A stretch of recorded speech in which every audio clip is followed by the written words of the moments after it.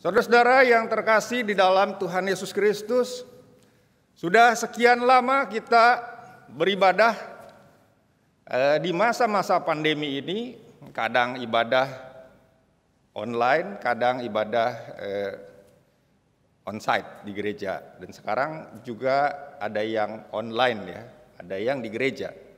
Saya yakin saudara-saudara yang hadir di sini pun pasti pernah mengikuti ibadah online. Saya tidak bisa menyapa yang online, tapi saya mau bertanya kepada saudara-saudara yang ada di sini, tapi yang online juga bolehlah diketik di komentar ya. Mana yang lebih enak saudara-saudara ikutin? Beribadah online atau onsite, datang ke gereja? Kalau yang, salah ya saya nanyanya ya. Kalau nanya yang di sini pasti enakan yang onsite ya. Kalau lebih enak online pasti saudara nggak datang gitu. Nah, mungkin sebagian kita akan memilih, ini punya pendapat dan memang biasanya kita berpendapat. Lebih enak yang online. Nggak ribet, di rumah tanpa harus bersiap-siap, mandi, waduh. Nah, ngapain datang ke gereja? Kalau bisa di rumah, kenapa nggak di rumah aja? Tapi sebagian yang lebih nyaman dengan datang ke gereja mengatakan ini ibadah harusnya di gereja, ngapain online gitu? Kalau bisa onsite, kenapa harus online? Nah, saudara-saudara, kadang-kadang di dalam kehidupan kita suka melihat hal-hal yang sebagai sesuatu yang menyulitkan. Ini kalau ngomong contoh soal ibadah, apakah harus online atau onsite? Saya ingat pertama kali saudara-saudara ketika pandemi mulai di Indonesia dan kita dipaksa untuk online, mungkin banyak dari kita yang mengatakan, ngapain ibadah online? Mungkin karena kita belum terbiasa ya. Ngapain ibadah online? Nggak sah gitu. Harus begini, harus begitu. Kita kan harusnya bersekutu gitu. Lalu ketika sudah mulai keadaan situasi lebih baik, kita juga mengatakan onsite, ngapain online? Ya. Padahal sebenarnya saudara-saudara kalau kita bisa melihat bahwa di tengah-tengah kesulitan kita, Tuhan itu punya cara untuk membebaskan kita, menolong kita.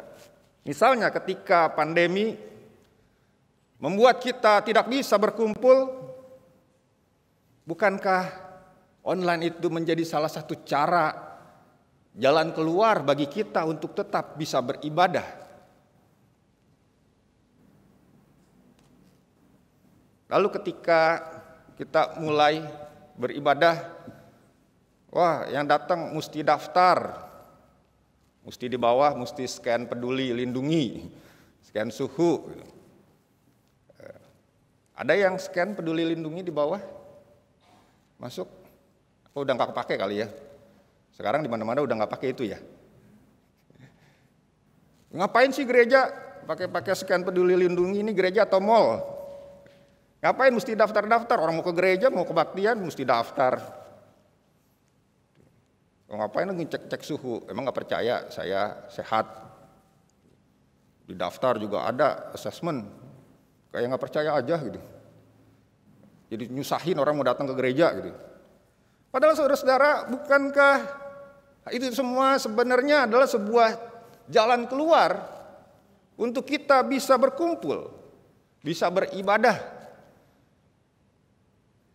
Bukankah itu semua sebenarnya adalah sebuah jalan yang harus kita lalui untuk kita bisa kembali datang ke gereja?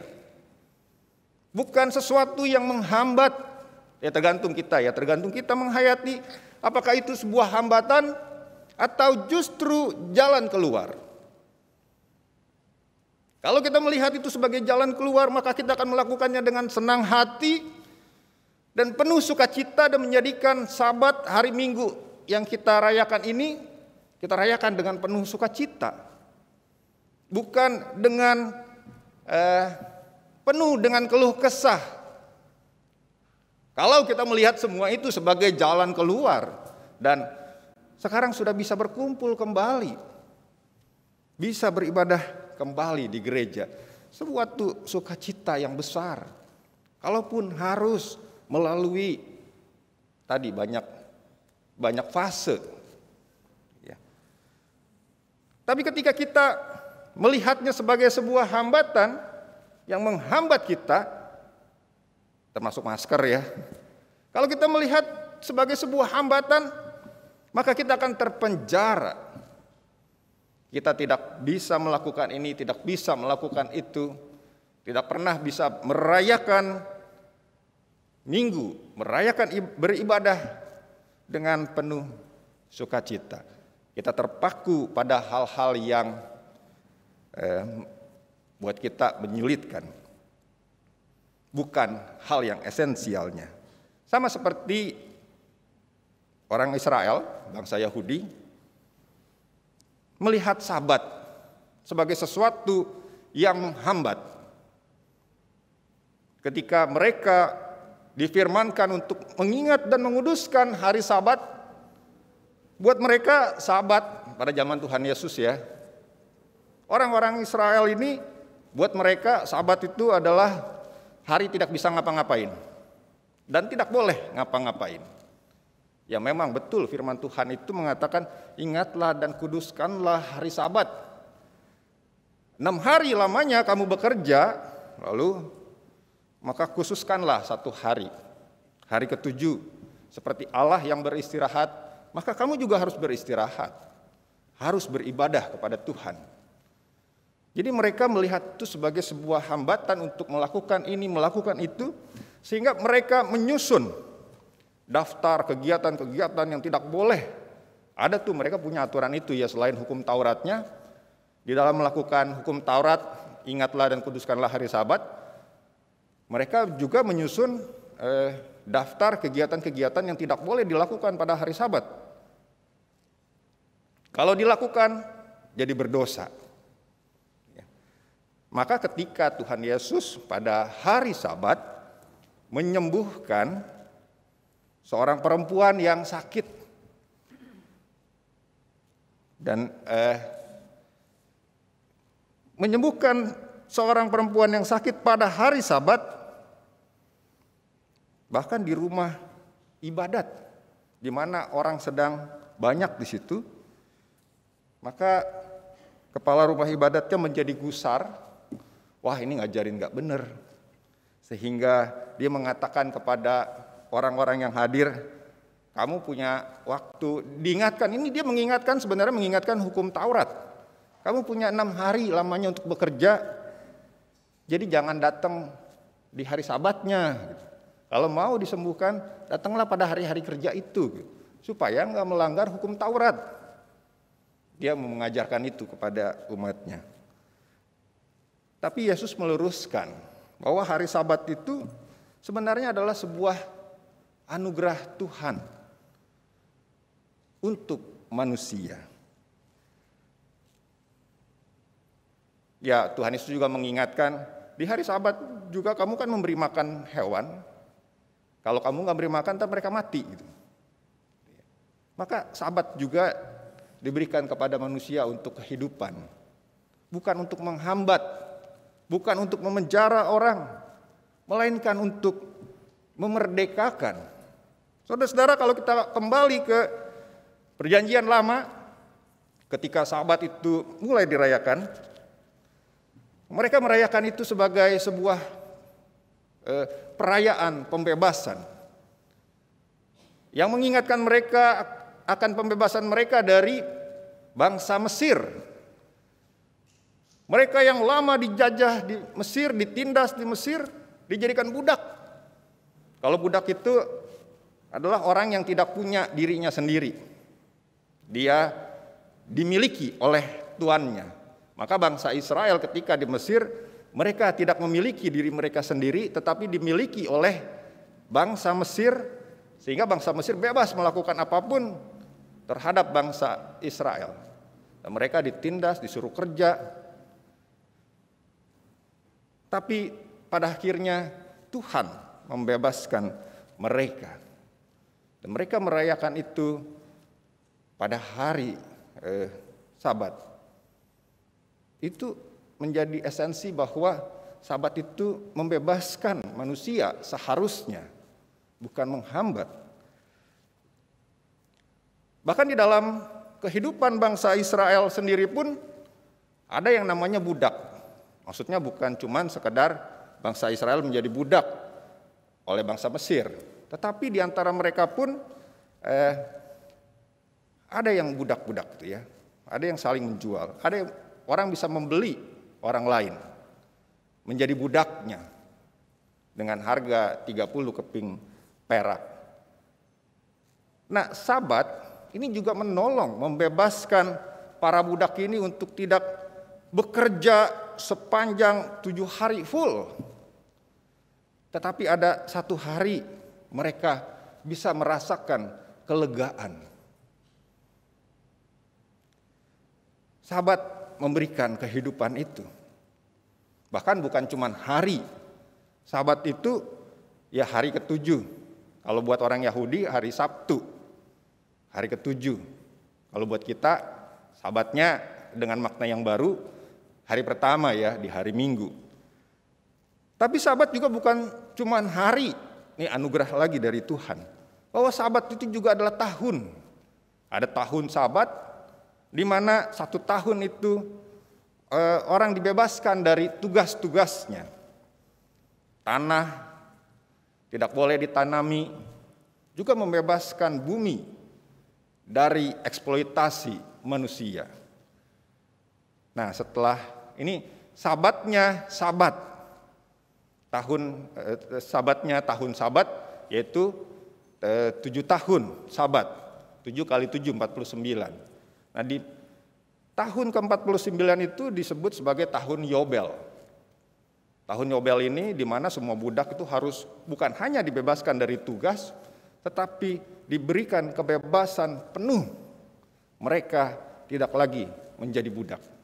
Pada tahun Yobel, Sabatnya tahun Sabat, mereka diberikan kebebasan 100%. Mereka boleh pulang, hutang-hutang mereka dilunasi, tidak lagi mereka harus bayar, mereka memiliki diri mereka sendiri.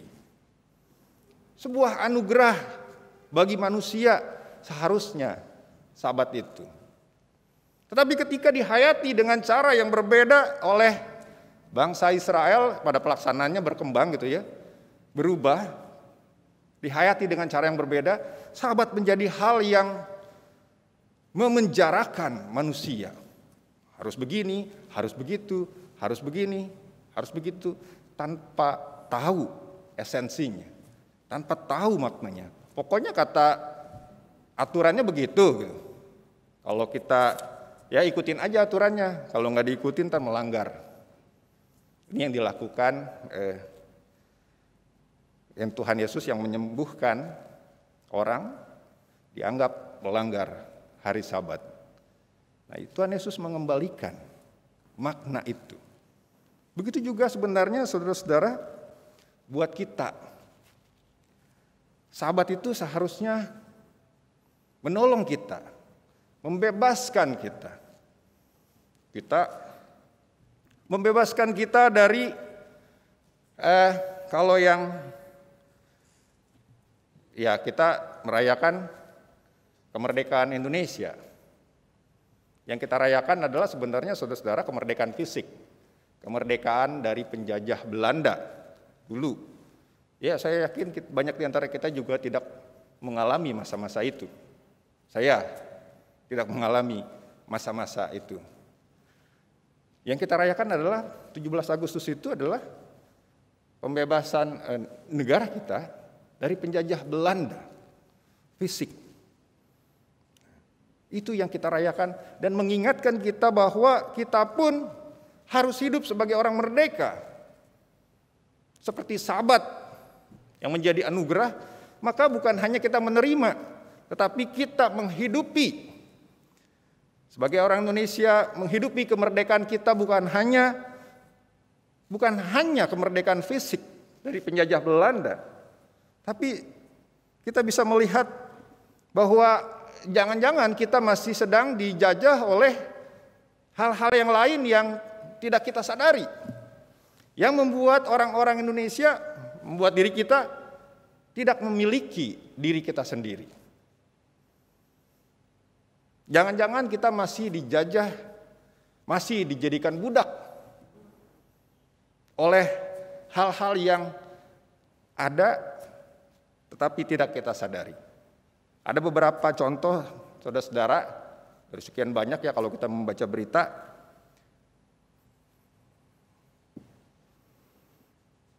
Kita masih melihat ada yang namanya human trafficking,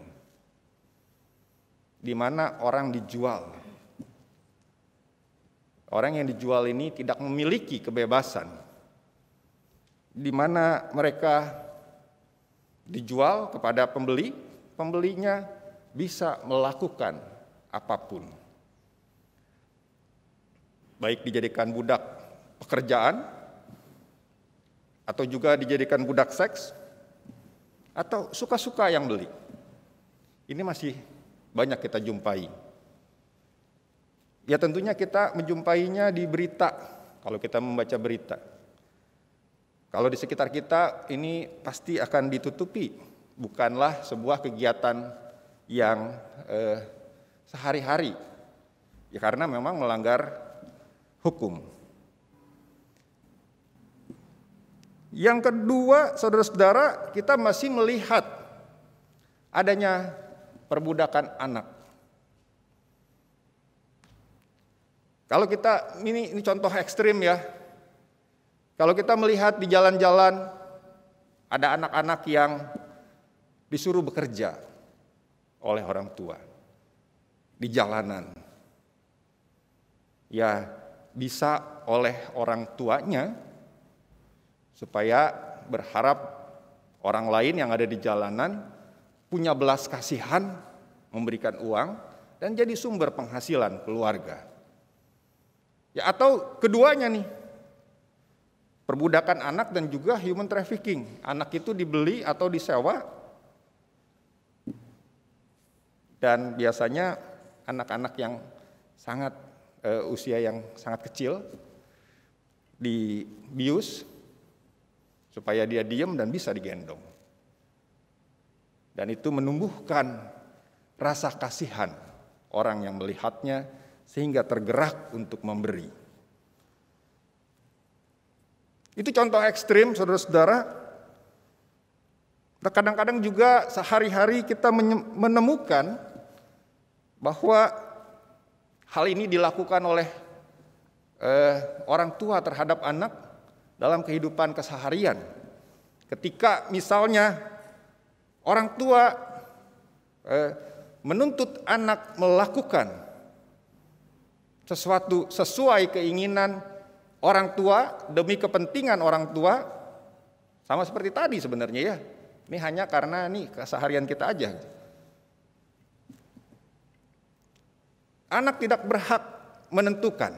Yang menentukan adalah orang tua. Termasuk itu adalah soal anak itu sendiri.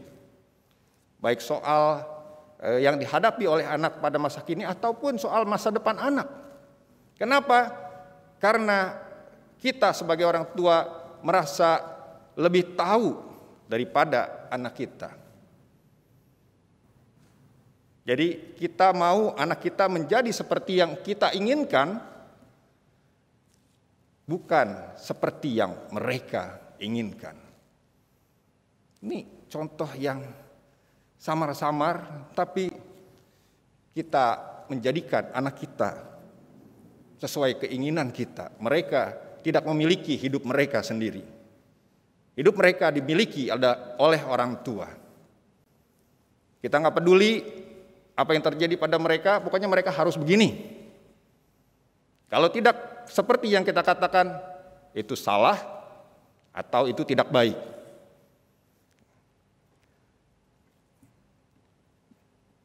Hal yang ketiga, saudara-saudara, yang kita masih jumpai di negara kita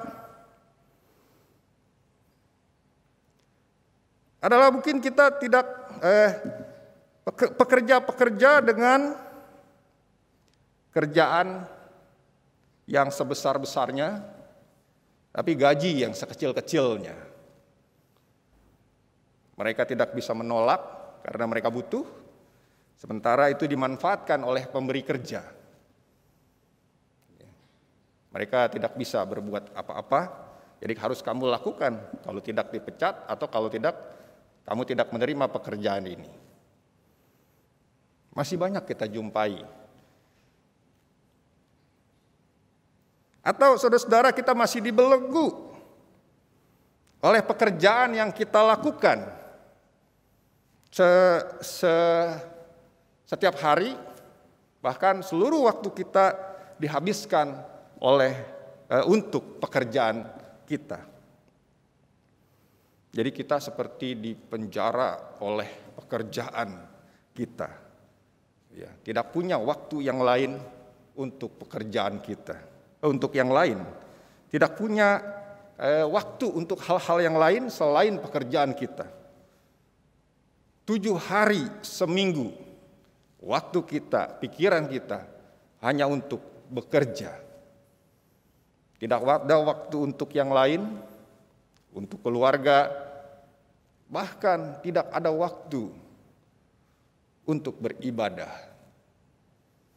Padahal ibadahnya cuma 1 jam dalam 1 minggu. Tidak ada waktu untuk terlibat dalam persekutuan-persekutuan. Jadi kita seperti dibelenggu oleh pekerjaan. Nah, mestinya Sabat membebaskan. Ya. Maka ada Sabat di mana kita diingatkan untuk kita berhenti barang 1 hari dari semua pekerjaan itu untuk kita beribadah. Lalu juga masih banyak kita jumpai sikap-sikap intoleransi di negeri kita ini yang membelenggu orang lain, yang membuat orang lain tidak bisa memiliki kebebasan, bahkan kebebasan yang termasuk ke dalam HAM. Kebebasan yang sangat esensi dari satu individu. Kita memaksakan kehendak kita untuk mereka menjadi sama seperti kita. Kalau tidak sama berarti itu salah. Kalau mereka tidak mau menjadi sama seperti kita berarti itu sesat. Kita masih berhadapan dengan persoalan itu di negeri kita.